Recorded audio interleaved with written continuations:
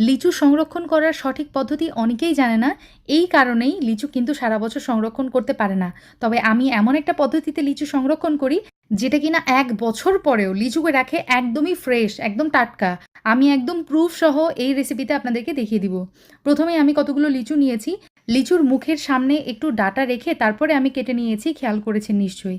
এই লিচুটা এত মিষ্টি ছিল মাশাআল্লাহ! কয়েকদিন পরেই লিচুর সিজন শেষ হয়ে যাবে। তো এটা কিন্তু আর খুঁজেও আপনারা পাবেন না। যাই হোক, লিচু সংরক্ষণের ক্ষেত্রে ১ম ভুলটা আমরা কিন্তু এখানেই করি। লিচু কিন্তু কখনোই পানি দিয়ে ধোয়া যাবে না।